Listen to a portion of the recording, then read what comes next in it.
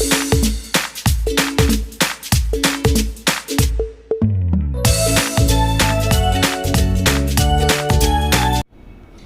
बेटे, आज हम असाइनमेंट बनाएंगे और जो असाइनमेंट बना रहे हैं ये क्वेश्चंस आपको इस लेक्चर के लास्ट में मिल जाएंगे। चलिए शुरू करते हैं।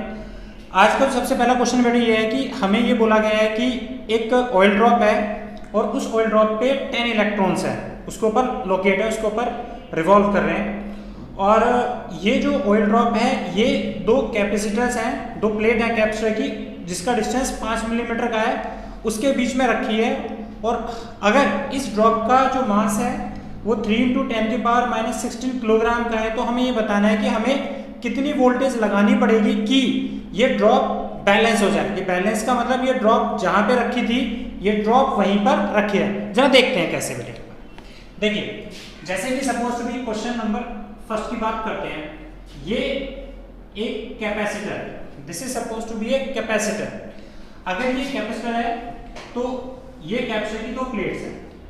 अब हमने क्या करा, इस कैपेसिटर को चार्ज कर दिया, किससे? एक बैटरी के साथ। ये बड़े वाला जो टर्मिनल होता है इसका पोटेंशियल हाई होता है बेटे, इसे पॉजिटिव कहते हैं, इसको नेगेटिव। इसका मतलब ये हुआ कि हमने इस कैपेसिटर को, पहला प्लेट कैपेसिटर को एक चार्ज दे दिया। कैसा? यहाँ पर कैसे चार्ज दिया? पॉजिटिव। इसे कैसे चार्ज दिया? तो आंसर इस पे चार्ज आ गया नेगेटिव। अब क्वेश्चन ये है कि इस कैपेसिटर की जो प्लेट्स हैं इन दोनों के बीच में कोई डिस्टेंस हो। वो डिस्टेंस कितना है? Suppose to be d। और ये डिस्टेंस हमें इसमें दिया हुआ है, ये डिस्टेंस हमें दिया हुआ है 5 मिलीमीटर। और हमसे बोला गया है कि इन दोनों प्लेटों के बीच में एक ऑयल ड्रॉप रखी हुई है। ये ऑयल ड्रॉप है सपोज टू बी, और इस ऑयल ड्रॉप पर 5 इलेक्ट्रॉन्स रिवॉल्व कर रहे हैं, 5 एक्सिस ऑफ इलेक्ट्रॉन्स है। ये क्या है? These are electrons. अब हमें क्या बताना है? अब हमें ये बताना है बेटा, इन दोनों प्लेटों के बीच में जब ये ऑयल ड्रॉप कहीं रखी है तो क्या होगा? तो आंसर है इस ऑयल ड्रॉप का वेट कैसे काम करेगा? तो आंसर है वेट नीचे की तरफ काम करता है, और वेट होता कितना है? तो आंसर है mg। ये mg वेट इसका नीचे की तरफ काम कर रहा है। अगर ये mg वेट इसका नीचे की तरफ काम कर रहा होगा तो अगर मैं दो प्लेटों के बीच में ड्रॉप को रखूंगा तो ड्रॉप क्या होगी? नीचे गिर जाएगी। अब हमें यही बताना एग्जैक्टली कि मैं कितनी वोल्टेज अप्लाई करूं कि ये ऑयल ड्रॉप नीचे ना गिरे। ये जैसी बीच में कहीं रखी थी एज इट इज ऐसी की ऐसी रखी है। तो जरा देखिए कैसे। इसका मतलब ये हुआ बेटे कि जब हम एक पैरेलल प्लेट के बीच में एक ड्रॉप को प्लेस करते हैं, what does it mean by? इसका मतलब ये हुआ कि और इस प्लेट को हमने एक बैटरी के साथ कनेक्ट कर दिया। बैटरी क्या दे रही है उसे? तो आंसर है चार्ज दे रही है। ये बैटरी टर्मिनल अप्लाई किया, ये बैटरी कुछ ना किसी वोल्ट की होगी। इसका पोटेंशियल कितना मान ले V। तो एग्जैक्टली हमें बताना है, ये पहला प्लेट कैपेसिटर है, इसके बीच में एक ड्रॉप रखी है, इस ड्रॉप पे 5 इलेक्ट्रॉन्स हैं, तो हमें कितनी वोल्टेज अप्लाई करनी पड़ेगी कि ये ड्रॉप कहीं भी मूव ना करे। कहीं भी मूव ना करे कैसे? इसका मतलब इस बॉडी का वेट नीचे की तरफ काम करता है, तो ये नीचे की तरफ ना जाए, जैसी रखी है वैसी की वैसी रखी रहे। तो इसके लिए हमें कितनी वोल्टेज अप्लाई करनी पड़ेगी? तो पहली बात तो बेटे इस बात को हमें बिल्कुल समझना चाहिए कि जब दो प्लेटों के बीच में जब हमने ड्रॉप रखी है और यहाँ पर हमने बैटरी अप्लाई करी है, इस बैटरी क्या दे रही है? दोनों प्लेटों को पोटेंशियल दे रही है, एक एनर्जी दे रही है। क्या दे रही है? दोनों प्लेटों को चार्ज। तो जब हम किसी भी प्लेट के ऊपर एक बैटरी को कनेक्ट करते हैं, वोल्टेज अप्लाई करते हैं, तो वोल्टेज के नाम पर हम एक्चुअली में देते क्या है? तो आंसर है उसे इलेक्ट्रिक फील्ड सप्लाई कर देते हैं। कि कैसे? यहाँ से इसने प्लेट को कैसे चार्ज दिया? पॉजिटिव। यहाँ से चार्ज कैसे दिया? नेगेटिव। और हमारे फिजिक्स की नॉलेज ये कहती है कि इलेक्ट्रिक फील्ड काम कैसे करती है? तो आंसर इलेक्ट्रिक फील्ड काम करती है पॉजिटिव टू नेगेटिव। इसी डायरेक्शन में तो काम करती है बेटे, बिल्कुल। तो इलेक्ट्रिक फील्ड इस डायरेक्शन में काम कर रही है। अब इस ऑयल ड्रॉप के बारे में सोचिए, इस ऑयल ड्रॉप पे क्या है? तो आंसर है इस ऑयल ड्रॉप के ऊपर इलेक्ट्रॉन्स है। और हमें पता है कि जब भी इलेक्ट्रिक फील्ड में एक इलेक्ट्रॉन रखा होगा, नेगेटिव चार्ज रखा होगा, तो नेगेटिव चार्ज हमेशा इलेक्ट्रिक फील्ड नेगेटिव चार्ज से फोर्स ना लगाती है, उसके उल्टी डायरेक्शन में फोर्स लगाती है। तो ये वाली जो ऑयल ड्रॉप थी जिसके ऊपर क्या है? 5 एक्सिस ऑफ इलेक्ट्रॉन है, इन इलेक्ट्रॉन्स पे इलेक्ट्रिक फील्ड एक फोर्स लगाएगी और उस फोर्स की डायरेक्शन क्या होगी? तो आंसर इलेक्ट्रिक फील्ड के अपोजिट होगी। यहाँ पर इलेक्ट्रिक फील्ड की डायरेक्शन कौन सी है? तो आंसर है यहाँ पर इलेक्ट्रिक फील्ड की डायरेक्शन ये है। तो ये इलेक्ट्रिक फील्ड इसके ऊपर फोर्स कैसे लगाएगी? तो आंसर है इसके उल्टी डायरेक्शन में फोर्स लगाएगी।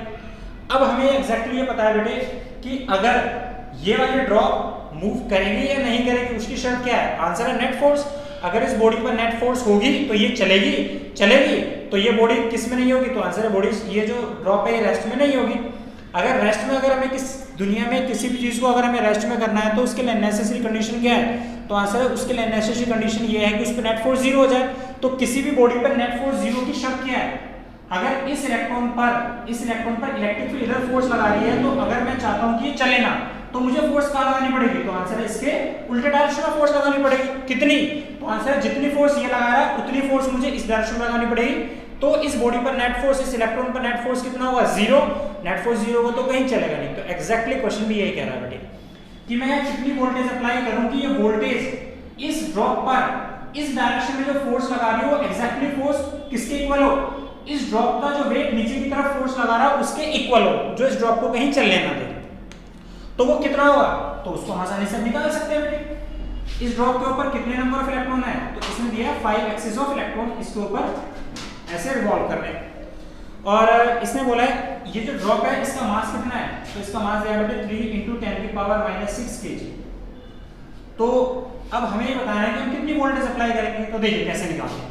हमें वोल्टेज का और इलेक्ट्रिक फील्ड का एक रिलेशन पता है कितना, कि E electric field is equal to V over D होती है बेटे। This is potential gradient, E is equal to V over D। अब हमें क्या निकालना है? तो ये इलेक्ट्रिक फील्ड क्या कर सकती है? तो आंसर इलेक्ट्रिक फील्ड फोर्स लगा सकती है। कितनी फोर्स लगाएगी? तो आंसर इलेक्ट्रिक फील्ड का फार्मूला होता है F/Q। तो हमारी फोर्स कितनी आ गई बेटे यहाँ से? तो F is equal to V Q/D। तो इलेक्ट्रिक फील्ड, ये वाली जो बैटरी है जिसका पोटेंशियल V है, ये पोटेंशियल कितनी फोर्स लगाएगा? ये पोटेंशियल कितनी फोर्स लगाएगा? आंसर इतनी फोर्स लगाएगा। अगर ये वाली फोर्स अगर इस बॉडी के वेट के इक्वल हो जाए, किसमें? इक्विलिब्रियम में आ जाए, तो हम क्या देखते हैं? हमें देखते हैं ड्रॉप कहीं मूव नहीं करती। तो हमने क्या करा? इस बॉडी का जो वेट है mg को किसके इक्वल रख लिया? इस इलेक्ट्रिक फील्ड ने जो फोर्स लगाई है। अब दोनों को इक्वेट कर लो। मुझे क्या कैलकुलेट करना है? v किसके इक्वल आ गया? तो आंसर है mg इनटू में d अपॉन में q। m क्या है? m इज द मास, और मास कितना है? 3 × 10⁻⁻6। g क्या है? एक्सीलरेशन ड्यू टू ग्रेविटी, इसकी वैल्यू कितनी होती है? 9.8। d क्या है? Distance between the two plates, ये रहा कितना है? 5 मिलीमीटर। हम जानते हैं 1 मिलीमीटर में 10⁻³ मीटर होते हैं। q क्या है? चार्ज। q क्या है? चार्ज। और q चार्ज कितना है इसमें? तो q का फार्मूला होता है q is equal to n, या आप चाहे यहां पर भी लिख सकते हैं। n क्या है? n is the number of electrons, वो आपको पता है कितने हैं बेटे? तो आंसर है 5। और एक इलेक्ट्रॉन का चार्ज कितना होता है? q is equal to n 1.6 × 10⁻⁻19 coulomb. Solve कर लेना, इसका आंसर है। This is very fantastic question. You must to know कि हम बेसिकली करने क्या जा रहे हैं, खाली क्वेश्चन से मतलब नहीं होता है हमारा। ओके, अब अगले क्वेश्चन की तरफ बढ़ते हैं। क्वेश्चन नंबर आता है बेटे इसमें क्वेश्चन नंबर 2। क्वेश्चन नंबर देखिए 2 क्या कहता है।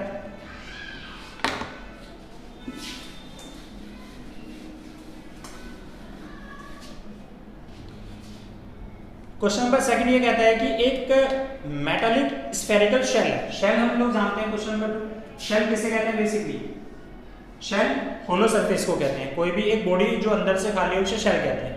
ये बाय नेचर कैसी है? मेटालिक है, मेटल की है। इसने बोला है कि अगर इसका जो अंदर का रेडियस है ये लाइक ऐसी है, होलो है बेटी,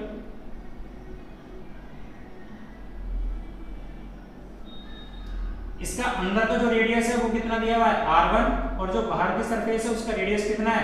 r2। और हमसे बोला गया है कि इसके अंदर हमने एक चार्ज प्लेस कर दिया, और वो चार्ज कितना है? This is a charge q। तो what is the surface charge density on the inner and the outer surface? बहुत आसान सा है, थोड़ा सा लॉजिक लगाते हैं। क्या निकालना बेटे? तो आंसर है हमें सरफेस चार्ज डेंसिटी निकालनी है अंदर भी और बाहर भी। अंदर वाली सरफेस को हमने क्या कंसीडर कर लिया? ए सरफेस, और बाहर वाली सरफेस को हमने कितना कंसीडर, कैसे कंसीडर कर लिया बेटे? This is supposed to be B, इसको हमने बी कंसीडर। अब एक छोटा सा एक लॉजिक लगाइए बेटे। अब ये एक मेटालिक शेल है, इसके अंदर अगर आपने चार्ज क्यू रख दिया तो क्या होगा? तो आंसर है इसमें इंडक्शन होगा। इंडक्शन का रूल तो हमें बहुत अच्छे से पता है। ये चार्ज कैसा है? पॉजिटिव चार्ज है। अगर ये पॉजिटिव चार्ज है तो ये अंदर वाली सरफेस पर क्या करेगा? तो आंसर है अंदर वाली सरफेस पर उतना ही नेगेटिव चार्ज को इंड्यूस कर देगा। तो अंदर वाली सरफेस पर चार्ज कैसा आएगा बेटे? इंडक्शन से, बताइए। तो आंसर है -q। ये प्लस क्यू का बेटे, तो अंदर वाली सरफेस पर चार्ज कैसा आ गया? -q। This is -q। इस पे अगर इस पर माइनस चार्ज आया, पहले इसका नेट चार्ज इस वाली सरफेस का चार्ज कितना था, तो आंसर है 0 था। भाई मेटल था ना, तो इसका पहले चार्ज अगर अपने चार्ज नहीं डालता तो इस शेल का चार्ज कितना था, 0। अगर यहाँ पर ये पॉजिटिव चार्ज था, इसने इसमें से नेगेटिव चार्ज को खींच लिया, तो क्या करेगा, तो आंसर है उतनी पॉजिटिव चार्ज को क्या करेगा, वो रिपेल भी तो करेगा। तो इसका शेल का अभी भी नेट चार्ज कितना है यहाँ पर, 0। अगर इसने पॉजिटिव चार्ज को रिपेल किया तो आउटर सरफेस पर कैसा चार्ज आ गया, तो आंसर आउटर सरफेस पर पॉजिटिव चार्ज आ गया। लेकिन चार्ज कितना है, तो आंसर है उतना ही चार्ज है जितना चार्ज उसके अंदर है। अभी भी आप बोर्ड से देखेंगे तो इसका अभी भी नेट चार्ज कितना है शेल का, 0, और चार्ज माइनस प्लस की उसके अंदर ही प्लेस है। अब फिर से देखते हैं, अब हमें क्या निकालना है बेटे, तो what we have to calculate, तो we have to calculate the surface charge density. तो हमें पता है कि सरफेस चार्ज डेंसिटी निकालने का formula, now surface charge density. भाई सरफेस चार्ज डेंसिटी निकालने का फार्मूला क्या होता है, charge distribute per unit area. तो अगर हमें अंदर की सरफेस पर निकालना है तो इनर सरफेस पर कितना चार्ज डिस्ट्रीब्यूट है, इनर सरफेस पर, एंड अंदर की सरफेस के अगर हमें सरफेस चार्ज डेंसिटी निकालनी है तो सिग्मा इज इक्वल टू में चार्ज कैसा है यहाँ पर, तो आंसर है नेगेटिव है। सरफेस चार्ज डेंसिटी नेचर में कैसी क्वांटिटी है, ये रहा सरफेस चार्ज डेंसिटी। तो सरफेस चार्ज डेंसिटी कितना होता है, चार्ज पर यूनिट एरिया। तो ए क्या है, ए इज द एरिया, एरिया किसका है, इस स्फीयर का, और एरिया है कितना, तो आंसर है 4πr²। और ये चार्ज है कैसा, तो आंसर है चार्ज है नेगेटिव, तो चार्ज कितना हुआ, -q, और ए क्या है, दिस इज एरिया। तो एरिया कितना है इसका, दिस इज 4π, कितना होगा बेटा यहाँ से, दिस इज r1 का स्क्वायर, ये इसके ऊपर चार्ज होगा।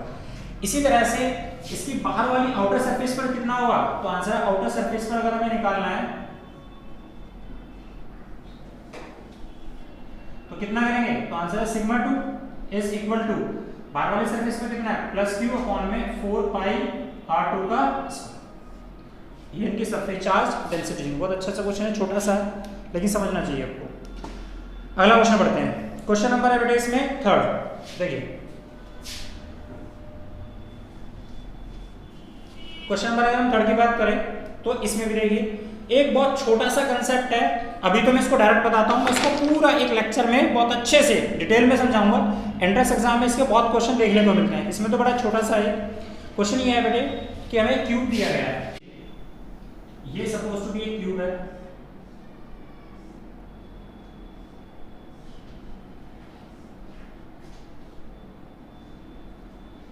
और बड़े ध्यान से जरा इसे समझना। क्वेश्चन ये है बेटे बेसिकली हमारे पास कि हमसे बोला है क्यूब है, इस क्यूब के अंदर एक चार्ज रखा है, इसके अंदर रखा है, ये क्यूब है सपोज टू, इसके अंदर एक चार्ज रखा है क्यूब। अगर इस क्यूब के अंदर एक चार्ज क्यू रखा है तो हमें बताना है कि इसकी एक सरफेस पर, किसी भी एक सरफेस पर, क्यूब में कितनी सरफेस होती है, 6, और हमें बताना है इसकी किसी भी एक सरफेस पर फ्लक्स कितना होगा। तो बहुत आसान है बेटे, अकॉर्डिंग टू गॉस थ्योरम क्या था, गॉस थ्योरम ये कहती है कि किसी भी एक क्लोज बॉडी की सरफेस पर जो फ्लक्स बनता है वो फ्लक्स कितना बनता है, तो आंसर है वो फ्लक्स 1 में F टाइम्स होता है किसके, जितना चार्ज उस क्लोज बॉडी के अंदर रखा है उसके। तो अगर मैं बात करूं कि इस क्यूब की 6 सरफेस हैं, क्यूब की 6 सरफेस हैं, इस 6 सरफेस मिलके 6 सरफेस के ऊपर फ्लक्स कितना बनेगा, तो आंसर है, अगर मैं फ्लक्स की बात करूं तो फ्लक्स φe होता है। तो इन 6 की 6 सरफेस के ऊपर जो फ्लक्स बनेगा बेटे वो कितना बनेगा, Q/ε, क्योंकि ये क्लोज बॉडी है, 6 सरफेस मिलके एक क्लोज बॉडी बनाती है, और उस क्लोज बॉडी के अंदर चार्ज Q है, तो इस क्लोज बॉडी की पूरी सरफेस पर फ्लक्स कितना बनेगा, Q/ε। लेकिन मेरा क्वेश्चन क्या था, मेरा क्वेश्चन किसी भी एक सरफेस पे। अब मुझे ये बताइए कि इस क्यूब को क्लोज करने में कितनी सरफेस यूज हुई है, 6। तो 6 सरफेस ने मिलके कितना कंट्रीब्यूशन किया फ्लक्स का, Q/ε। तो 6 सरफेस मिलके कितना फ्लक्स बनाती हैं, तो आंसर है Q/ε बनाती है। तो एक सरफेस कितना कंट्रीब्यूशन करेगी बेटे फ्लक्स बनाने में, 1/6 Q/ε। ये फ्लक्स किस पर आया, एक सरफेस पर। बात समझ में आई, नहीं आया बेटे बात समझ में, भाई 6 सरफेस मिलके ही तो फ्लक्स कितना बनाती हैं, 6 सरफेस मिलके एक बॉडी को क्लोज करती हैं। तो इलेक्ट्रिक फील्ड कौन सी सरफेस से गई होगी, तो आंसर है 6 की 6 सरफेस से गई होगी। और अब ये मान लेते हैं इलेक्ट्रिक फील्ड कैसे गई होगी, सबसे इक्वली डिस्ट्रीब्यूट हुई होगी बेटे। अगर उसका अमाउंट 10 है तो सब में से कितनी फील्ड लाइंस पास होंगे, तो आंसर उसी रेशियो में पास होगी। अगर इलेक्ट्रिक फील्ड हमारी 12 है और 6 सरफेस है तो हम ये मान लेते हैं इलेक्ट्रिक फील्ड सबसे इक्वली पास हुई है और कितना 2-2 पास हुई है। तो टोटल फ्लक्स का कंट्रीब्यूशन कौन करता है, तो आंसर है 6 की 6 सरफेस फ्लक्स का कंट्रीब्यूशन करती हैं कितना Q अपॉन में एप्सिलॉन नॉट। तो एक सरफेस पे फ्लक्स का कंट्रीब्यूशन कितना हुआ 1/6 Q अपॉन में एप्सिलॉन नॉट। अब आगे देखिए इसी में छोटा सा क्वेश्चन बोलता हूं मैं और इसको डिटेल में पढ़ेंगे जब मैं पूरा एक लेक्चर लेके आऊंगा इसी ट्यूब पे। अभी तो शॉर्ट में देखिए। अब बेटा इस चार्ज को अगर मैं इसके सेंटर पे ना रख के इसको चार्ज को मैं किसी एक कॉर्नर पे रख दूं यहां, तो अब बताएंगे आप मुझे कि इसका एक सरफेस पे कितना कंट्रीब्यूशन होगा। तो आंसर है बहुत आसान है। सबसे पहली बात यह है कि अगर हमें गॉस थ्योरम के बारे में बहुत अच्छे से पता है तो हम बहुत अच्छे से बना भी सकते हैं। गॉस थ्योरम क्या कहता है, गॉस थ्योरम का ये कहना है कि किसी भी एक बॉडी की, कोई भी एक बॉडी है उस बॉडी की सरफेस पर जो फ्लक्स बनेगा वो फ्लक्स कितना होगा। तो सबसे पहली बात हमें ये पता होना चाहिए जो अकॉर्डिंग टू गॉस थ्योरम कि गॉस थ्योरम ने बोला था जिस सरफेस पर हमें फ्लक्स निकालना है वो सरफेस मस्ट बी कैसी होनी चाहिए, closed. It is a very necessary condition. अगर वो क्लोज होगी नहीं तो फ्लक्स का कंट्रीब्यूशन होगा नहीं। तो पहली बात तो सोचिए कि अगर मैं चार्ज के कॉर्नर पे रख देता हूं तो ये चार्ज क्या किसी सरफेस से क्लोज्ड है, तो आंसर है नो। ये चार्ज किसी भी सरफेस से क्लोज नहीं है। तो हमें क्या करना पड़ेगा, तो आंसर है हमें इसे क्लोज करना पड़ेगा। और क्लोज करने के लिए हमें सरफेस कैसी लेनी होती है, तो आंसर है सिमेट्रिकल सरफेस लेनी होती है। तो बेटे हम छोटा सा ऐसे करेंगे, तुम तो इंटेलिजेंट बच्चे हो। ये क्यूब है सपोज टू बी, तो हम क्या करते हैं चार्ज को क्लोज करने के लिए, यहाँ पर ये चार्ज है तो हम इसी के बराबर में क्या करते हैं एक क्यूब ले लेते हैं इसके साथ में, इसी के साइज का सपोज टू बी एक क्यूब इधर ले लेते हैं, एक क्यूब ऐसे पीछे ले लेते हैं, एक क्यूब ऐसे ले लेंगे। तो अभी भी हम क्या देखते हैं कि ये चार्ज कहां है, अभी भी सरफेस पे। अरे घोंचू एक क्यूब यहां ले लिया, एक ऐसे सटा दिया, एक ऐसे सटा दिया, एक ऐसे सटा दिया, तो ये वाला जो चार्ज क्यूब था ये चार्ज क्यूब ये अभी भी कहां है, तो आंसर अभी भी तो सरफेस पर ही है। अभी भी क्या क्लोज्ड हुआ, आंसर है नो। तो अब हम करने के लिए क्या करेंगे, एक मैं बॉक्स इधर से लगा दूंगा, एक बॉक्स ऊपर से रखूंगा, एक इधर से रखूंगा, एक इधर से। तो हम क्या देखेंगे कि ये वाला जो चार्ज था ये 8 बॉक्सों से घिर जाएगा इस तरह से लगभग। चार तो ये वाले हो गए, यहीं पे तो रखा है कॉर्नर पे, इसके कॉर्नर पे, और 4 ऊपर से आ गए, तो 4 ऊपर से भी आएंगे तो 4 नीचे रखे, तो 8 बॉक्स मिलके 8 क्यूब मिलके क्या करते हैं, आंसर है इस चार्ज को क्लोज कर देते हैं। अगर 8 समझा गया ना, तो 8 क्लोज क्यूब मिलके इस चार्ज को क्या करते हैं, तो आंसर है अपने अंदर एनक्लोज कर लेते हैं। 8 क्यूब मिलके क्या बनाते हैं, क्लोज्ड बॉडी बनाते हैं। अगर इन 8 क्यूब के अंदर चार्ज क्यों रखा है, तो आप मुझे बता सकते हो इन 8 की 8 सरफेस को हम क्या बोलेंगे, तो आंसर है एक क्लोज सरफेस बोलेंगे, क्लोज बॉडी बोलेंगे। तो इस क्लोज बॉडी पर फ्लक्स कितना होगा वो हमें पता है।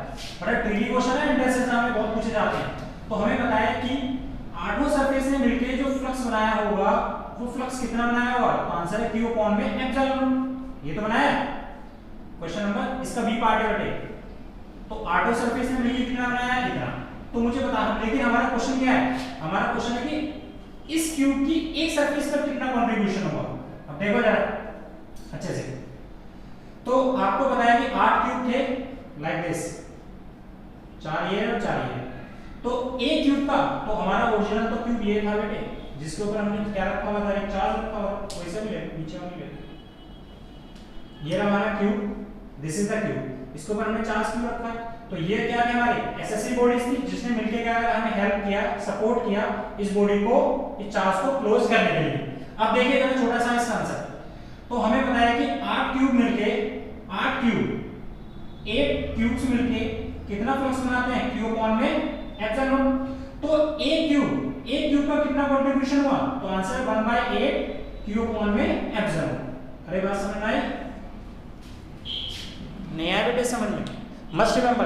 तो अभी हमने क्या निकाला, एक क्यूब, ये वाला क्यूब, सिर्फ एक क्यूब, टोटल कंट्रीब्यूशन कितना करता है 1/8 Q अपॉन में एप्सिलॉन। लेकिन हमारा क्वेश्चन कंप्लीट नहीं हुआ बेटे, क्योंकि हमें किससे निकालना है, भी एक सरफेस इस क्यूब की अब कितना कंट्रीब्यूशन करेगी। इसके लिए हमेशा के लिए एक बात हमें ध्यान रखना, जैसे कि मैंने आपको बताया, मैं इसके जब एक अलग से वीडियो बनाऊंगा तो आपको मैं एंट्रेंस एग्जाम में पूछे जाने वाले हर एक क्वेश्चन से मुखातिब कराऊंगा कि ये क्यूब के कैसे कैसे केसेस होते हैं, बड़े इंटरेस्टिंग केसेस होते हैं बेटे। लेकिन पहले सुनो, एक ट्रिक याद रखना कि जब ये चार्ज किसी भी एक सरफेस के ऊपर रखा है, कहीं पे भी रखा हुआ है, मान लो इसके कॉर्नर पे रखा है, तो हम ये देखते हैं कि कितनी सरफेस इसके साथ कंट्रीब्यूट कर रही है, कितने फेस इसके साथ कंट्रीब्यूट कर रहे हैं। तो हम देख रहे हैं एक तो ये वाला फेस कंट्रीब्यूट कर रहा है, ये वाला ऊपर वाला, और एक नीचे वाला ये वाला कंट्रीब्यूट कर रहा है। अरे बेटा एक तो पीछे वाला हो गया इसके, ये वाली हो गया ना पीछे वाले, ये बैक साइड वाला, और एक ऊपर वाली सरफेस कंट्रीब्यूट कर रही है, और एक इसके इधर वाली। This is the surface first, this is second, और दिस इज थर्ड। बोल के देखो, अरे चार्ज के साथ कौन सी सरफेस कांटेक्ट में आ रही है, एक तो ये वाली आ रही है, और एक पीछे वाली हो गई, और एक साइड वाली हो गई। तो हमेशा ध्यान रखना,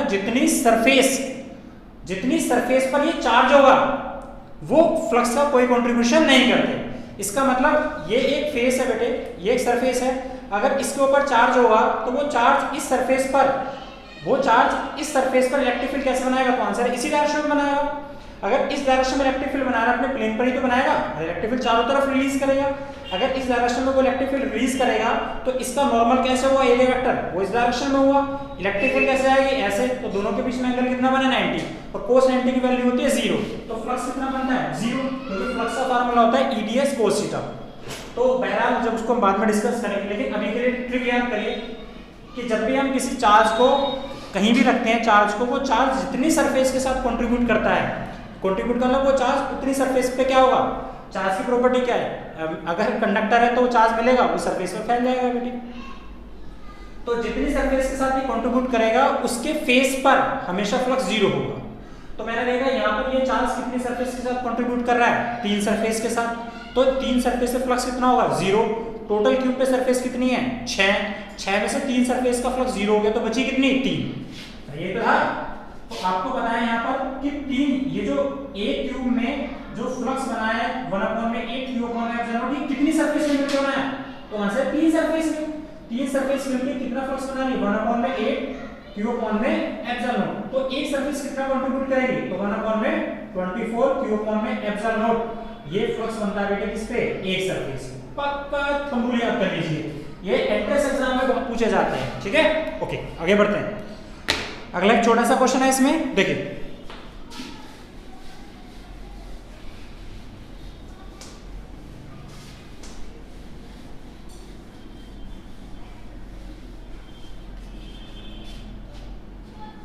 अगला है बड़ा छोटा सा, फटाफट बना के दिखाइए। ये आपको एक सिलेंडर दिया हुआ है लाइक दिस, इस तरह से,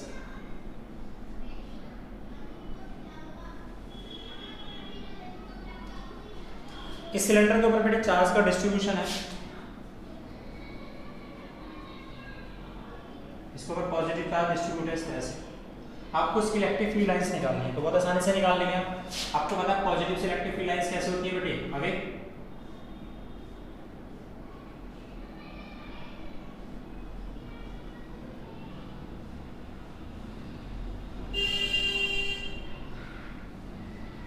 तो ये इसकी इलेक्ट्रिक फील्ड लाइंस है। तो हमें ये बोला था कि एक सिलेंडर है, उसके ऊपर चार्ज का डिस्ट्रीब्यूशन है, उसके डिस्ट्रीब्यूशन से हमें इलेक्ट्रिक फील्ड लाइंस ड्रॉ करनी थी, वो हमने ड्रॉ कर दी है। अगला एक क्वेश्चन नंबर 5, अच्छा सा क्वेश्चन है, जरा ध्यान से देखिएगा। इसने बोला है दो चार्ज हैं Q1 और Q2, ये चार्ज है Q2 और ये चार्ज है सपोज टू बी Q1। और क्वेश्चन ये था इसमें कि यहाँ से कुछ इलेक्ट्रिक फील्ड लाइंस आ रही हैं लाइक दिस, इस तरह से।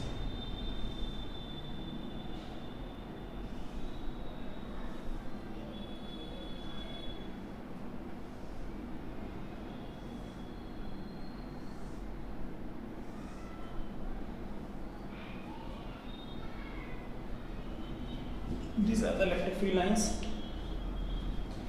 और कुछ इलेक्ट्रिक फील्ड लाइंस ऐसे रहती हैं।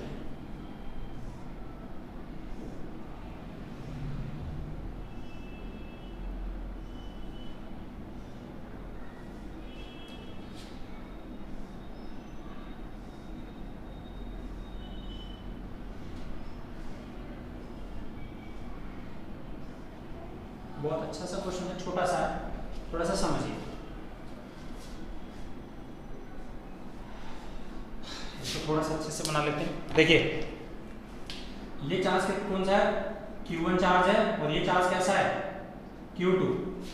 अब पहला क्वेश्चन इसमें पूछा बेटे हमसे, क्वेश्चन ये है कि ठीक, कंसीडर द क्वेश्चन सुनिए, आपको कंसीडर द सिचुएशन, ये सिचुएशन दी है, what are the sign Q1 and Q2, Q1 और Q2 का साइन देख के बता सकते हैं आप कौन सा होगा, तो आंसर है हाँ बता सकते हैं, क्योंकि हमारे नॉलेज से हमें पता है कि अगर ये पॉजिटिव चार्ज है तो पॉजिटिव से इलेक्ट्रिक लाइंस ऑफ फोर्स कैसे आते हैं हमेशा अवे, लेकिन किसकी तरफ जाती है हमेशा, तो आंसर है हमेशा नेगेटिव की तरफ जाती है।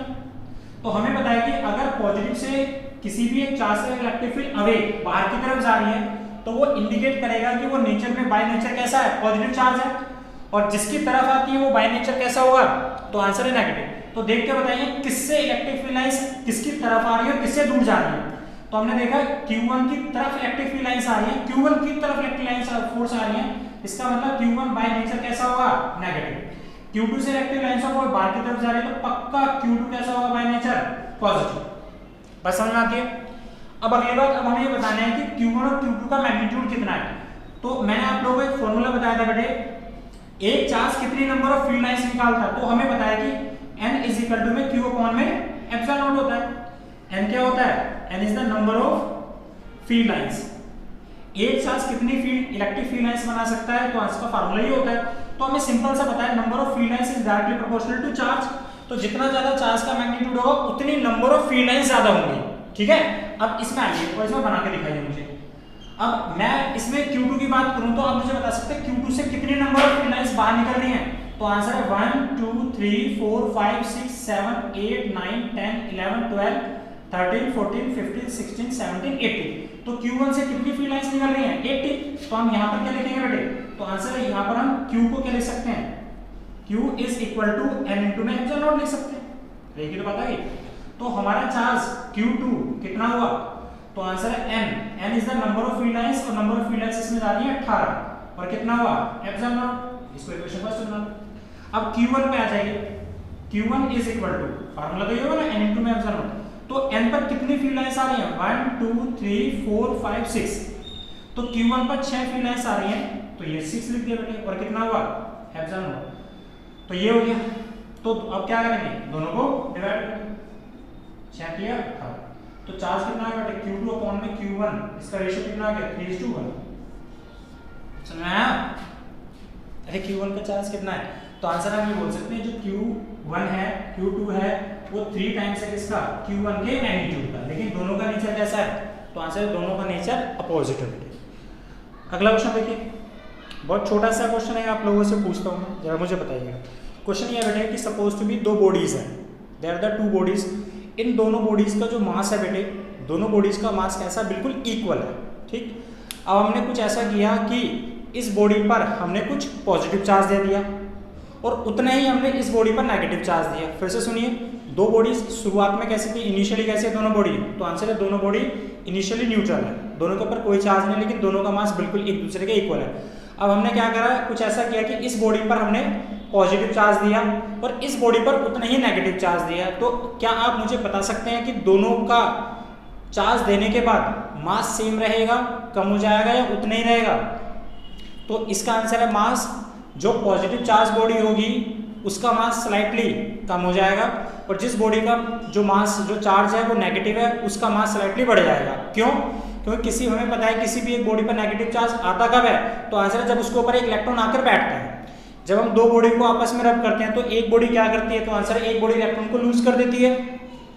तो जो बॉडी इलेक्ट्रॉन को लूज करेगी उसके ऊपर चार्ज कैसा आ गया, पॉजिटिव। तो जब उससे एक इलेक्ट्रॉन लूज होगा तो इलेक्ट्रॉन के बराबर का मास उस बॉडी से क्या हुआ, कम हो गया बेटे, और उतने ही इलेक्ट्रॉन दूसरी बॉडी ने गेन कर लिए, तो उतने ही इलेक्ट्रॉन के बराबर इस बॉडी का क्या हो गया, मास इंक्रीज हो गया। जबकि अगर इसने 5 इलेक्ट्रॉन निकाले थे तो इस बॉडी पर हो सकता, इस बॉडी पर +5 के बराबर कोई चार्ज आया होगा, इस बॉडी पर कितना चार्ज आया होगा, तो आंसर है -5 के बराबर चार्ज आया होगा। तो दोनों का मैग्नीट्यूड में चार्ज तो बराबर आ रहा है, लेकिन इसने 5 इलेक्ट्रॉन निकाल दिए तो 5 इलेक्ट्रॉन के बराबर का मास इसमें कम हो गया, और इसने 5 इलेक्ट्रॉन ले लिए तो इसमें 5 इलेक्ट्रॉन के बराबर का मास इंक्रीज हो गया। तो मस्ट रिमेंबर कि जिस बॉडी का जो मास होता है वो नेगेटिव होता है, वो बॉडी, दो बॉडीज अगर दोनों पे चार्ज बिल्कुल इक्वल है लेकिन एक पर पॉजिटिव चार्ज है और एक पर नेगेटिव चार्ज है, तो मस्ट रिमेंबर कि जिस बॉडी पर नेगेटिव चार्ज है उसका मास स्लाइटली ज्यादा होगा एज कम्पेयर टू किसके, पॉजिटिव चार्ज के। अगला क्वेश्चन बनाते हैं, देखिए क्वेश्चन नंबर इसमें 7 की बात करें तो इसमें आपसे बड़ा छोटा सा क्वेश्चन पूछा है, पहले ही बना रखा है हम लोगों ने कि दो इंसुलेटिंग चार्ज कॉपर स्फीयर है ए एंड बी, तो हमारे में दो कोई भी कॉपर स्फीयर दे रखे हैं ए और बी जिनका साइज आइडेंटिकल है। आइडेंटिकल का मतलब क्या होता है, दोनों का साइज बिल्कुल बराबर है। This is A, this is B, दोनों कॉपर के। अभी कोई इनके ऊपर कोई चार्ज, अभी दोनों कैसे हैं, दो कॉपर है, दो कॉपर के स्फीयर हैं ए और बी, और दोनों का साइज कैसा है, बिल्कुल बराबर है। और दोनों को हमने क्या कर रखा है, चार्ज दिया हुआ है। एक को चार्ज हमने दिया हुआ है क्यू ए और एक को चार्ज दिया हुआ है क्यू बी, ठीक। और एक तीसरा स्फीयर है, उसका भी साइज कैसा है, बिल्कुल सेम है, और लेकिन वो कैसा है, अनचार्ज, उसके ऊपर अभी कोई चार्ज नहीं है। वो हमने क्या करा, इसके बीच में कहीं रखा हो, इसका भी साइज इसके इनके बराबर है, लेकिन ये कैसा है, तो आंसर अनचार्ज है। अगर अनचार्ज है तो क्यूसी कितना है, 0। अब इसने बोला है क्वेश्चन में बेटे कि जो ये स्फीयर है सी, जिसका सेम साइज है, उसको क्या करा, पहले ए के साथ टच किया, then with first and then with the second and finally remove with the both. तो पहले इसको ए के साथ टच किया, फिर इसको बी के साथ टच किया और फाइनली इसको रिमूव कर लिया। तो हमें बताना है कि इसके टच करने के बाद दोनों उसके साथ, जब ये इसके साथ भी टच करता है और इसके साथ भी टच करता है, तो टच करने के बाद इन दोनों बॉडीज पर फाइनली चार्ज क्या हुआ। तो आइए देखते हैं। तो हम लोगों ने एक मेथड पढ़ा था, दिस इज नॉन एज क्या, कंडक्शन। तो कंडक्शन में हमने देखा बेटे, जब हम एक बॉडी को दूसरी बॉडी पर टच करते हैं तो क्या होता है, तो आंसर है एक बॉडी से चार्ज फ्लो होता है दूसरी बॉडी में। तो चार्ज कब तक फ्लो होता है, तो आंसर है जब तक कि दोनों का पोटेंशियल बराबर ना हो जाए। अगर दो बॉडीज होती हैं, जब हम अगला चैप्टर पढ़ेंगे तो उसमें भी पढ़ेंगे, जब दो बॉडीज का बेटे पोटेंशियल बराबर हो जाता है, एक बॉडी से चार्ज दूसरी बॉडी में सिर्फ तब तक फ्लो होता है बेटे जब तक कि दोनों का पोटेंशियल बराबर ना हो जाए। लेकिन हमें एक बात पता है इसमें, कब तक, जब तक कि दोनों का पोटेंशियल बराबर ना हो जाए। चार्ज फ्लो कैसे करता है, हाई पोटेंशियल से लो पोटेंशियल की तरफ, और जब चार्ज हाई पोटेंशियल से लो पोटेंशियल की तरफ फ्लो होता है, और ये चार्ज तब तक फ्लो होता है जब तक कि दोनों का पोटेंशियल बराबर ना हो जाए। ये कब की बात है, जब पोटेंशियल अलग अलग है। लेकिन बेटे जब दो बॉडी का साइज सेम होता है तो हम क्या देखते हैं, साइज बराबर है तो पक्का चार्ज, तो हमें भी पता है कि चार्ज कैसे फ्लो करेगा, high potential to low potential. लेकिन जब दोनों का साइज बराबर है तो दोनों में चार्ज कितना कितना आएगा, तो आंसर दोनों में कितना, इक्वल इक्वल चार्ज डिस्ट्रीब्यूट होगा, इक्वल इक्वल चार्ज फिल हो जाएगा। दो बर्तन है, दो बर्तन का अगर साइज बराबर है तो एक में पानी ज्यादा है और एक में पानी कम है। दो बर्तन है, एक ये बर्तन है और एक बर्तन ये है, इसका में पानी ज्यादा भरा हुआ है, पानी ज्यादा भरा है तो पानी हाइट लेवल क्या बता रहा है, पोटेंशियल, इसका पोटेंशियल ज्यादा है, इसमें पानी कम भरा हुआ है तो इसका लेवल कम है तो इसका पोटेंशियल कम है। अगर मैं दोनों को पाइप के थ्रू जोड़ दूं,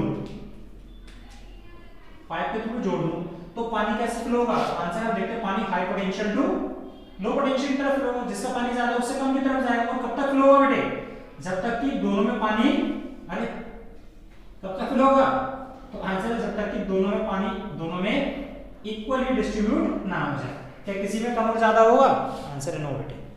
बात समझ आ रही है बेटे बात।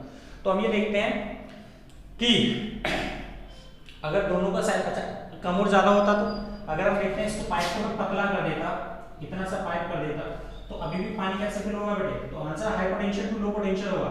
इसमें और इसमें हम देखते हैं कि पानी इसमें यहाँ तक भर गया, इसमें भी पानी यहाँ तक भर गया, तो पानी का लेवल तो क्या डिसाइड करेगा, तो आंसर है पोटेंशियल डिसाइड करेगा। लेकिन पानी क्या दोनों में बराबर है, आंसर नो, इसमें पानी ज्यादा है और इसमें पानी कम है। तो छोटी छोटी सी बेसिक सी चीजें होती हैं जो हमें पता लगाना होता है। कि सबसे पहली बात कि अगर हमने एक बॉडी को दूसरी बॉडी के साथ टच किया है तो चार्ज हमेशा कैसे फ्लो होता है, high charge to low charge नहीं फ्लो होता, कभी भी high potential to low potential flow होता है। और ये चार्ज तब तक फ्लो होगा बेटे जब तक कि दोनों का पोटेंशियल लेवल बराबर ना हो जाए। अब उस लेवल से दोनों में बराबर बराबर चार्ज आएगा, वी आर नॉट श्योर, ये दोनों में बराबर चार्ज सिर्फ एक ही कंडीशन में आ सकता है जब दोनों का साइज बराबर हो। जैसे कि इस केस में सबका आइडेंटिकल साइज है, लेकिन अगर मैं इसको इसके साथ टच करता हूं तो हम क्या देखते हैं, इस पे और इस पे, तो दोनों में से क्या होगा, या तो इससे इसमें चार्ज क्या होगा, फ्लो होगा, क्योंकि इसमें तो चार्ज है। तो चार्ज इसमें कब तक फ्लो होगा बेटे, जब तक कि दोनों का पोटेंशियल सेम ना हो जाए, जो कि साइज बराबर है, तो दोनों का चार्ज भी इक्वल ना हो जाए। तो देखिए in short,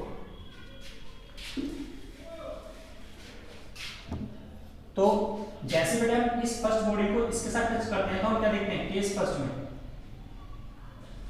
case number first, तो हम ये देखते हैं कि जैसे हम इसको इस पर टच करते हैं तो क्यू ए पर जो चार्ज होगा उतना ही चार्ज किसका होगा, सी पर चार्ज होगा, और चार्ज कितना होगा, इन दोनों का एवरेज चार्ज होगा।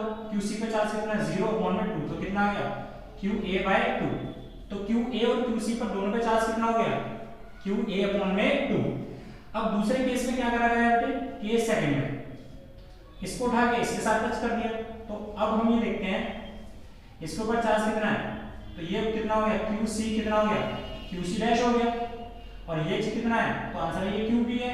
अगर मैं इसको इसके साथ टच करूंगा तो अभी भी क्या होगा, चार्ज इसमें फ्लो करेगा, कब तक, जब तक कि दोनों का पोटेंशियल बराबर ना हो जाए और क्या ना बराबर हो जाए, दोनों का चार्ज, क्योंकि दोनों का साइज बराबर, तो दोनों में चार्ज कैसा हुआ, इक्वल, कितना होगा, तो आंसर इन दोनों का एवरेज निकालो।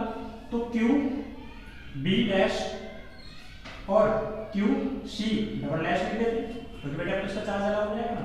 ये चार्ज कितना हुआ, तो आंसर है QC' प्लस QB/2। तो QC' था कितना पहले से, QA/2 प्लस QB कितना है, तो आंसर QB तो QB है, अपॉन में कितना है बेटे, तो आंसर है 2। तो कितना हो गया, तो इसका आंसर मिल गया बेटे, तो QA ये कितना हो गया 2, QB/4। नहीं आया समझ बेटे, इसका चार्ज कितना था बेटे, जब इसको इसके साथ टच करें तो इस पे चार्ज आएगा QA/2, और जब इसके साथ टच करेंगे बेटे तो टच करके जब हटाएंगे तो इसके ऊपर अब कितना चार्ज आ जाएगा, तो आंसर है इन दोनों पे ये चार्ज आएगा QC प्लस QB/2। इस पे चार्ज इतना था, दिस इज इतना चार्ज इसके ऊपर भी आएगा, इसके ऊपर भी आएगा। लेकिन हमसे क्या पूछा, फाइनली दोनों के ऊपर चार्ज कितना आएगा, तो आंसर इसके ऊपर कितना चार्ज आएगा, B के ऊपर, और A के ऊपर इतना चार्ज आएगा। बस समझ में आया, ठीक है। और उसके बाद एक छोटा सा क्वेश्चन देखते हैं फटाफट। इसने बोला बेटे आपसे क्वेश्चन नंबर, देखिए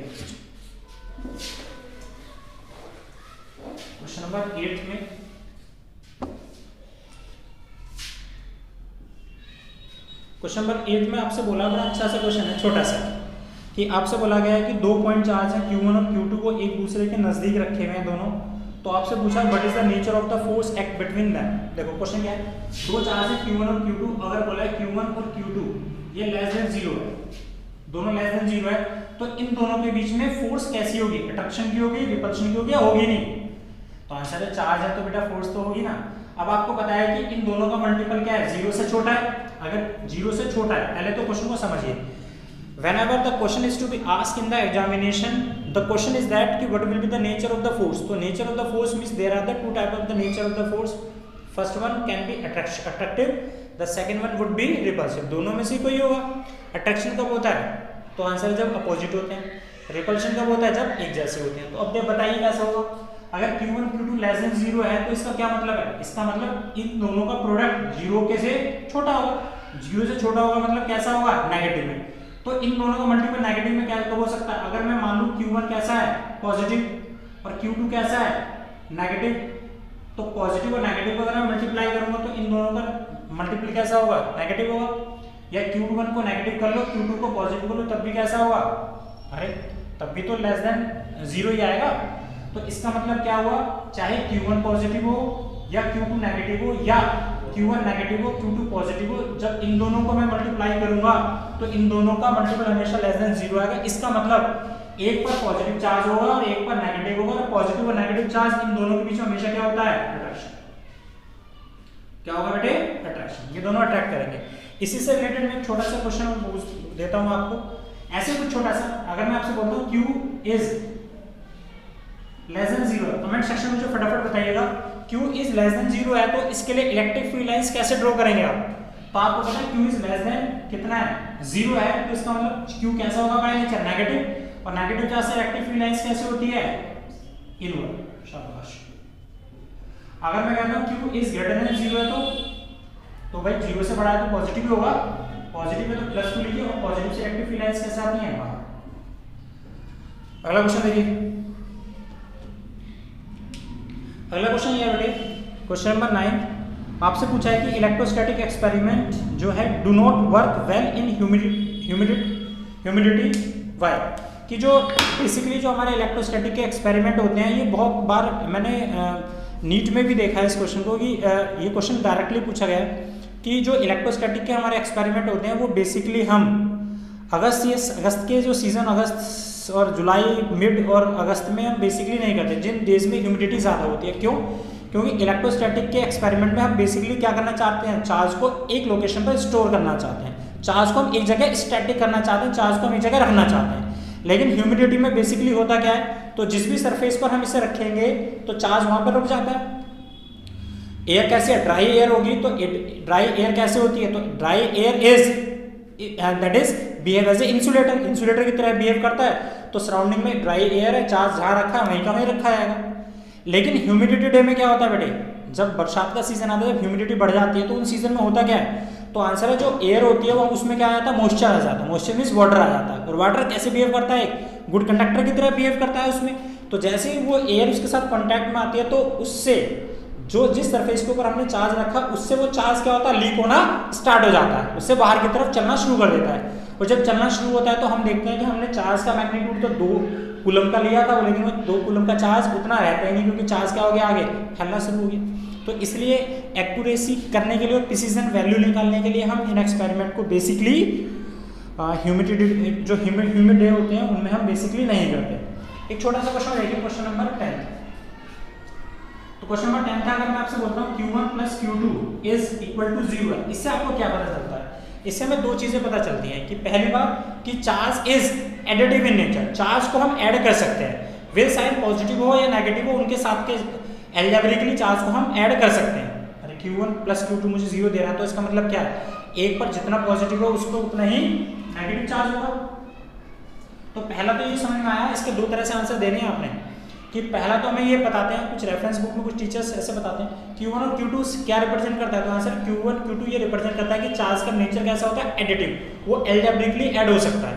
दूसरा हमें पता है Q1 और Q1 + Q2 is equal to 0, मतलब Q1 का चार्ज उतना ही है जितना चार्ज Q2 का, लेकिन अपोजिट। और हमें पता है जब भी 2 इक्वल और अपोजिट चार्ज सेपरेट होते हैं फिक्स डिस्टेंस से, वो क्या कहलाते हैं, हमारे इलेक्ट्रिक डाइपोल कहलाते हैं। तो it shows the electric dipole. उसके बाद अगला क्वेश्चन है इसमें, क्वेश्चन नंबर 11 की मैं बात करूं, is the total charge of the universe conserve, तो आंसर है यस। इस दुनिया का जो टोटल चार्ज है वो रिमेन कंजर्व होता है, कितना है, तो आंसर है 0 है। इस दुनिया बनी किससे है, तो आंसर है दुनिया एटम से मिलकर बनी है, और हर एटम का नेट चार्ज कितना है, 0। अगर हर एक एटम का नेट चार्ज 0 है तो इसका मतलब इस दुनिया में हर एक मटेरियल का नेट चार्ज कितना होगा, 0। अगर नेट चार्ज 0, अगर मैं इसका मतलब मैं ये कहता हूँ कि अगर इस बॉडी पर पॉजिटिव चार्ज है तो मैं बोलता हूँ ये पॉजिटिव चार्ज आया कैसे, तो मैं बोलता हूँ इस बॉडी को मैंने इसके साथ रब किया। तो अगर मैंने इस बॉडी को इसके साथ रब किया तो इस बॉडी ने 5 इलेक्ट्रॉन रिलीज किए, तो इसने 5 इलेक्ट्रॉन रिलीज किया तो इस पर चार्ज आया मान लो +5, मान लिया ऐसे +5, तो पक्का। और मैं कह रहा हूँ कि मैंने दुनिया में चार्ज बना दिया, क्रिएट कर दिया, तो क्या सही है, आंसर है नो। क्योंकि अगर इस बॉडी पर प्लस आया तो किसी दूसरी बॉडी पर पक्का उतना ही कंपल्सरी नेगेटिव चार्ज आया होगा बेटे। और आपको पता है अगर इसे +5 है तो दूसरी बॉडी पे -5 है तो टोटल कितना हुआ, 0। तो नेट चार्ज हमेशा 0 होगा, तो टोटल चार्ज जितना है उतना ही रहेगा, कितना, सिफर, 0। ओके, उसके बाद एक अगला क्वेश्चन बनाते हैं, क्वेश्चन नंबर 12। हमें ऐसा यूनिट निकालना है, electric permittivity of free space. बेटे हम लोगों ने बहुत बार बना रखा है, देखिए आपकी कॉपी में होगा, लेक्चर में आप देखिएगा, कूलम्ब्स ला के उसमें बना रखा है। आपको पता है F is equal to 1/4πε0 Q1 Q2 R² होता है। तो F इज इक्वल टू में ये इतना होता है, तो हमें ε0 की वैल्यू निकालनी है। तो ε0 किसके इक्वल होगी, इसको ले जाइए, तो 1/4πf0 Q1 Q2 R²। तो अब निकालो यूनिट, अरे चार्ज की यूनिट क्या होती है, कूलम का स्क्वायर हो गया, कूलम का स्क्वायर। फोर्स की न्यूटन होती है, ऊपर लेके जाओगे तो पर न्यूटन, और रेडियस की मीटर होती है तो पर मीटर, ये यूनिट होगा। और इसके डायमेंशन, अब हमें क्या निकालना, डायमेंशन भी हम लोगों ने निकाल रखी है। डायमेंशन कैसे निकालते हैं, चार्ज कोई फंडामेंटल यूनिट तो है नहीं, तो चार्ज कूलम की कितनी होती है, तो आंसर डायमेंशन होती है 80।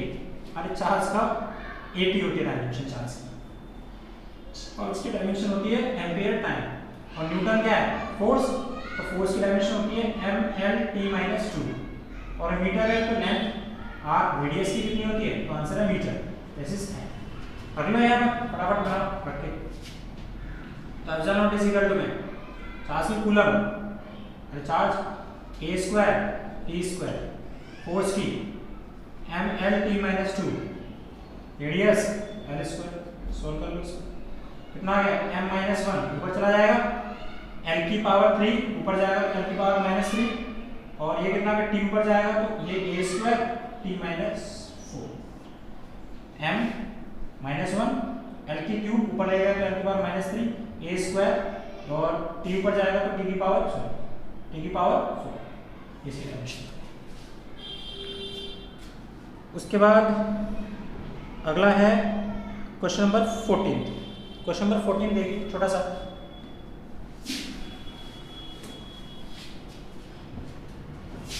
क्वेश्चन नंबर अगर मैं 14 की बात करूं तो क्वेश्चन नंबर 14 ये कहता है बेटे आपसे कि 2 पॉइंट चार्जेस Q1 Q2 उनके बीच का डिस्टेंस कितना है, d है। तो आप हमें ये बताना है, दो चार्जेस है Q1 और Q2, तो हमें बताना है कि उन दोनों के बीच में जो लगने वाली फोर्स है उसके ऊपर क्या इफेक्ट होगा अगर उन दोनों के बीच में जो डाइलेक्ट्रिक मीडियम है उसकी वैल्यू को हम इंक्रीज करें। तो देखिए हमें पता है कि अगर ये चार्ज Q1 है और ये चार्ज Q2 है, इनके बीच का डिस्टेंस d है और ये किसी एक मीडियम में रखे हुए हैं, तो इन दोनों चार्जेस के बीच में लगने वाली फोर्स कितनी होती है, तो आंसर है 1/4 पाई एप्सिलॉन नॉट इनटू में k Q1 Q2 अपॉन में r स्क्वायर। एक होता है मीडियम में, और हमें पता है कि मीडियम में जो फोर्स होती है वो फोर्स इनवर्सली प्रोपोर्शनल किसकी होती है, तो आंसर डाइलेक्ट्रिक कांस्टेंट के इनवर्सली प्रोपोर्शनल होती है। तो बस इसने क्वेश्चन में पूछा है कि दो चार्ज के बीच में अगर मैं डाइलेक्ट्रिक कांस्टेंट की वैल्यू को इंक्रीज कर दूं, डाइलेक्ट्रिक इंसुलेटिंग वैल्यू को इंक्रीज कर दूं, अगर हम इसकी वैल्यू को इंक्रीज करेंगे तो इनके बीच में लगने वाली फोर्स क्या हो जाएगी, तो आंसर इनके बीच में लगने वाली फोर्स छोटी हो जाएगी, और ये हमने लेक्चर में कूलम्ब्स लॉ में बहुत अच्छे से पढ़ रखा है। अगला क्वेश्चन बनाते हैं बेटे। तो इसने बोला है क्वेश्चन नंबर 15 में कि दो चार्ज हैं Q1 और Q2, वो किसी एक डिस्टेंस पे रखे हैं, तो हमने ऑब्जर्व किया कि इन दोनों के बीच में कहीं भी ऐसा कोई इन दोनों के बीच में हमें कोई भी एक ऐसा पॉइंट नहीं मिला जहां पर इलेक्ट्रिक फील्ड जीरो है। इससे हमें क्या पता चलता है, इससे हमें पता चलता है कि अगर ये चार्ज Q1 है और ये Q2 है, इसके बीच में कहीं भी इलेक्ट्रिक फील्ड जीरो नहीं है। इलेक्ट्रिक फील्ड एक वेक्टर क्वांटिटी है, इलेक्ट्रिक फील्ड क्या कर सकती है, तो आंसर फोर्स लगा सकती है। तो हम ये देखते हैं कि किसी भी एक पॉइंट पर नेट फोर्स जीरो नहीं है। नेट फोर्स जीरो क्यों नहीं होगी पक्का, नेट फोर्स जीरो क्यों नहीं होगी पक्का, क्योंकि ये दोनों फोर्स अपोजिट नहीं होंगी। जब दो फोर्स अपोजिट होती हैं इक्वल इन मैग्नीट्यूड, तो नेट फोर्स क्या होती है, जीरो। तो पक्का इस बॉडी पर अगर पॉजिटिव चार्ज है तो पक्का इस बॉडी पर कैसे चार्ज होगा, नेगेटिव। अगर मैं सी पॉइंट पर बात करूं तो पॉजिटिव से इलेक्ट्रिक फील्ड कैसे होती है, अवे, और नेगेटिव वाला फोर्स कैसे लगाएगा, टुवर्ड्स। तो हम देखते हैं एक बॉडी पर दोनों फोर्स की डायरेक्शन कैसी है, सेम। अगर दोनों फोर्स की डायरेक्शन सेम है तो इस बॉडी पर कभी भी नेट फोर्स जीरो नहीं हो सकता।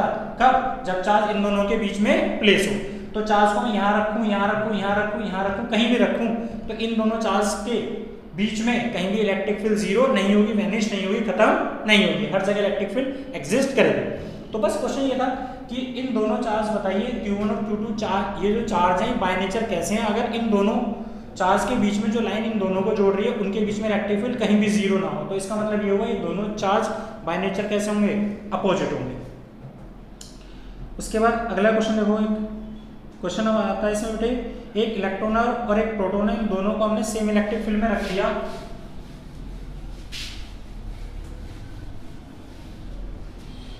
एक इलेक्ट्रॉन है और एक प्रोटॉन है, इन दोनों को हमने सेम इलेक्ट्रिक फील्ड में रख दिया। मान लो ये पॉजिटिव है, ये नेगेटिव है, तो इलेक्ट्रिक फील्ड कैसे काम कर रही है, ऐसे जाती है। तो हमने क्या करा, यहाँ पर एक इलेक्ट्रॉन को लिया और यहीं पर एक प्रोटॉन को लिया, दोनों ही क्या करेंगे, इलेक्ट्रिक फील्ड में मूव करेंगे। एक इधर मूव करेगा, एक उल्टे डायरेक्शन में मूव करेगा, बस। तो बस इतना सा क्वेश्चन था कि एक इलेक्ट्रॉन है और एक प्रोटॉन है, दोनों को हमने सेम इलेक्ट्रिक फील्ड में प्लेस कर दिया। Will they experience the same force, कि ये दोनों सेम फोर्स एक्सपीरियंस करेंगे, and have the same acceleration, क्या इन दोनों पर एक्सेलरेशन भी सेम होगा। तो क्या आप मुझे देखकर बता सकते हैं कि दोनों पे फोर्स बराबर लगेगी। तो आंसर है इलेक्ट्रिक फील्ड किस पर फोर्स लगा दी है, तो आंसर है चार्ज पार्टिकल। तो हम ये देखते हैं कि इलेक्ट्रिक फील्ड, इलेक्ट्रॉन और प्रोटॉन दोनों का चार्ज कैसा होता है, सेम होता है। और हमें पता है कि इलेक्ट्रिक फील्ड जो फोर्स लगाती है वो फोर्स कितनी होती है, F/Q, और ये फोर्स होती कितनी है, तो आंसर है E/Q। तो फोर्स बेसिकली किस पर डिपेंड करती है, तो आंसर है E और Q पर डिपेंड करती है। जबकि इलेक्ट्रिक फील्ड तो इलेक्ट्रॉन और प्रोटॉन दोनों के लिए ही बराबर है, तो इलेक्ट्रिक फील्ड तो सेम हो गई। तो बेसिकली फोर्स किस पर डिपेंड करती है, चार्ज पे। और चार्ज हमें जानते हैं कि इलेक्ट्रॉन और प्रोटॉन दोनों का चार्ज कैसा होता है, मैग्नीट्यूड में दोनों का चार्ज बिल्कुल इक्वल होता है, 1.6 × 10⁻⁻19 कूलम। तो इसका मतलब क्या हुआ, दोनों पे फोर्स कैसी होगी, बराबर। पक्का याद कर लो इस बात को, जब भी इलेक्ट्रॉन और प्रोटॉन, ये सब रिलेटेड क्वेश्चन बहुत आते हैं एग्जामिनेशन में, जब भी इलेक्ट्रॉन और प्रोटॉन दोनों ही सेम इलेक्ट्रिक फील्ड में रखे होंगे तो किस पर फोर्स ज्यादा लगेगी? तो आंसर है दोनों पर फोर्स ज्यादा लगेगी। क्यों? क्योंकि दोनों का चार्ज सेम है। क्या दोनों में एक्सीलरेशन बराबर इक्वल होगी? आंसर है नो। फोर्स लग रही है तो जरूरी थोड़ी दोनों में एक्सीलरेशन बराबर हो, क्योंकि फोर्स किस पर डिपेंड करती है? मास इनटू में एक्सीलरेशन होता है। और ये कितना होता है? QE, ये तो हो गया। तो acceleration is basically what? QE upon में m। तो इलेक्ट्रॉन और प्रोटॉन का दोनों का चार्ज बराबर है, दोनों का इलेक्ट्रिक फील्ड बराबर है, लेकिन दोनों का मास कैसा है? अलग अलग है बेटा, अलग अलग। इलेक्ट्रॉन का मास कितना होता है? मास ऑफ इलेक्ट्रॉन, तो आंसर 9.1 × 10⁻³ kg। प्रोटॉन का मास कितना होता है? तो आंसर है 1.67 × 10⁻27 kg। किसका मास ज्यादा है? तो आंसर प्रोटॉन का मास ज्यादा है। प्रोटॉन का मास ज्यादा है तो एक्सेलरेशन कैसा होगा? Acceleration of proton is less than acceleration of electron. तो इलेक्ट्रॉन क्या होगा? इलेक्ट्रॉन का एक्सेलरेशन ज्यादा है तो उसकी स्पीड कैसी होगी? बहुत ज्यादा होगी। तो वो ज्यादा स्पीड के साथ कौन मूव करता है? तो आंसर है इलेक्ट्रॉन। तो इलेक्ट्रॉन और प्रोटॉन दोनों को अगर सेम इलेक्ट्रिक फील्ड में रखा जाए तो दोनों में किसको फोर्स ज्यादा लगेगी? बराबर फोर्स लगेगी। लेकिन ज्यादा स्पीड के साथ कौन मूव करेगा? तो आंसर है जो हल्का होगा वो मूव करेगा। हल्का कौन है? इलेक्ट्रॉन।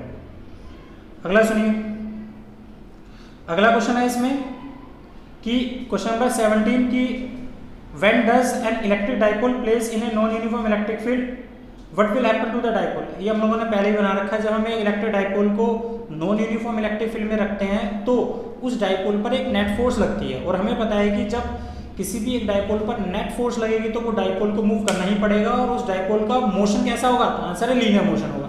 जिधर फोर्स का मैग्नीट्यूड ज्यादा होगा उस डायरेक्शन में वो बॉडी मूव करने लग जाएगी। एक लेक्चर मैंने एक वीडियो बना रखी है, एक लेक्चर में नॉन यूनिफॉर्म इलेक्ट्रिक फील्ड में जब हम एक डाइपोल को प्लेस करते हैं तो फोर्स कितनी लगती है, तो उस लेक्चर को आप देख लेना अच्छे से। अगला देखिए, अगला है इसमें वही सेम क्वेश्चन। एक क्यूब है, एक क्यूब के अंदर हमने एक चार्ज क्यू रख दिया, तो हमें बताना है कि उस क्यूब की छह के पूरे क्यूब पर कितना फ्लक्स होगा? क्यू अपॉन में एप्सिलॉन नॉट होगा। अरे क्यूब की 6 सरफेस होती हैं, उसके अंदर हमने चार्ज क्यू रख दिया, तो उसने पूछा इस क्यूब की जो क्यूब है इस क्यूब पर फ्लक्स कितना बनेगा? तो आंसर है इस क्लोज क्यूब के अंदर, क्लोज बॉडी के अंदर जितना चार्ज रखा है उसका 1 में एप्सिलॉन नॉट टाइम्स बनेगा, तो क्यू अपॉन में एप्सिलॉन नॉट टाइम्स। और अगला क्वेश्चन इसने बोला है एक सरफेस पर कितना बनेगा? 1/6 बनेगा। 6 सरफेस मिलके क्यू अपॉन में एप्सिलॉन नॉट बनाते हैं, तो एक सरफेस कितना बनाएगा? 1/6 क्यू अपॉन में एप्सिलॉन नॉट। उसके बाद वही अगला क्वेश्चन इसमें रिपीट है कि 2 सरफेस कितना बनाएंगे?